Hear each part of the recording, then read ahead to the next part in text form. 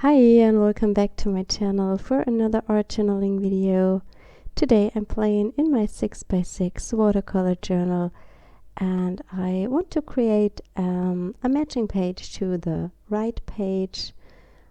It will be a sea scene with seahorses, and I'm starting off the page by stamping some sea plants. It's a border stamp from the Doodle border stamp set from Rubber Dance, and I used Versamark ink, and here I'm covering everything with gold embossing powder. I really love to use embossing together with watercolors, as it's a resist against the watercolors and it gives an interesting look. I'm going in with the watercolors very intuitively. I just throw in colors where I think it looks good. I try to keep kind of a white space so I don't cover the whole page with color, and I try to add some different colors here and there and let them blend. The watercolors I'm using today are from different brands. This is my customized palette with my tube watercolors that I've collected over the past few years. I've started with the Schminke Prussian Blue, and here I have a mixture.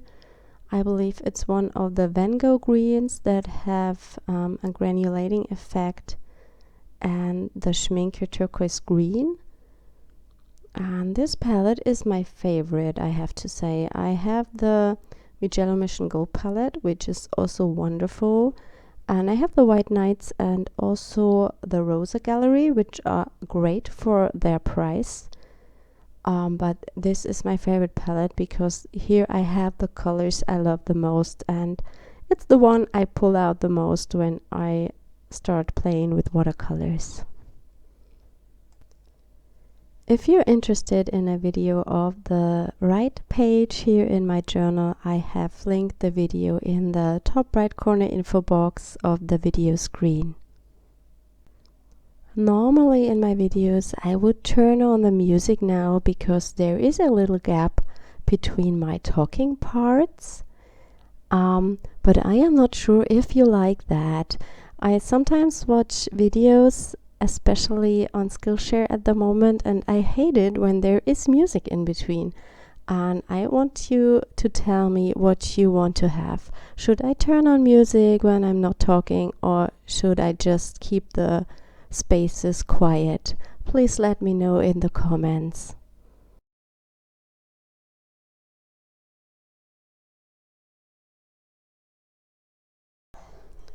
For more interest, I go in with a Derwent graphite tint pencil and add some scribbly lines to the page. You can also use any watercolor pencil you have. It's just because that was the first one I grabbed. And the graphite tint pencils are graphite, water-soluble graphite pencils with a color tint. They are really interesting, especially for sketching.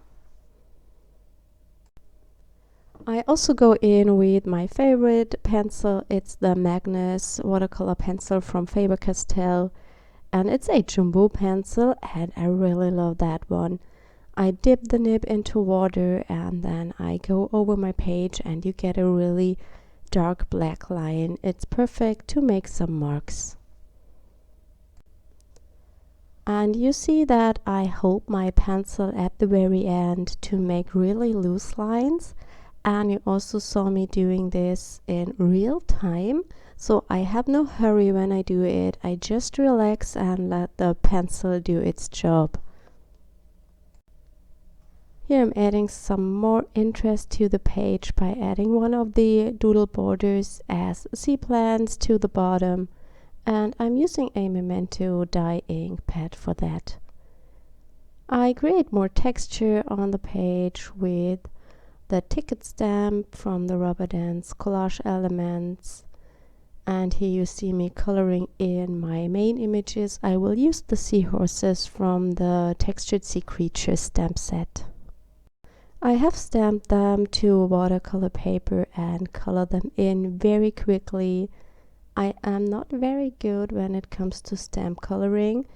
Whenever I try to do it very detailed and very perfect, it turns out to be not very beautiful.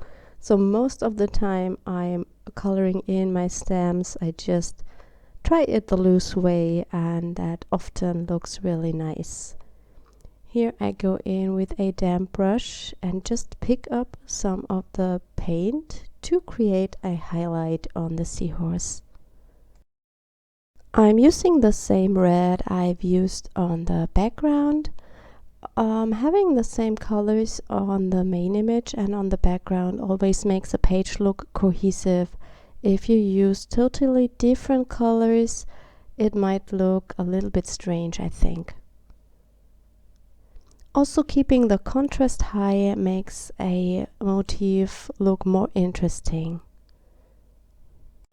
I'm using the same technique to color in the smaller seahorse, and here you see me coloring in the seashells that I will use as embellishments on the page. If you're watching the video today, that means on February 16th, then we still have an ongoing sale in the Rubber Dance shop. Everything is 14% off with the code Valentine.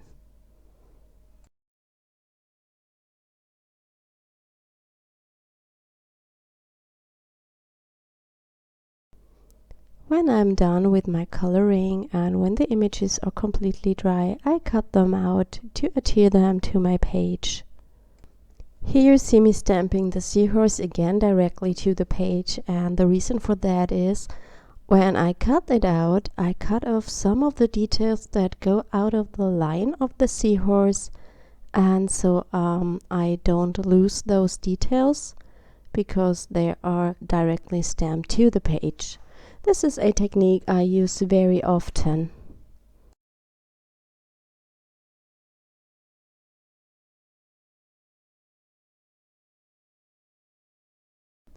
To finish up the page, I glue all my pieces down, and I also add a title to the page. I'm using the Mix a Sentiment stamp set for that and cut out the words I need. I hope you enjoyed today's video. Thank you so much for watching, and I hope we see us next time. Bye!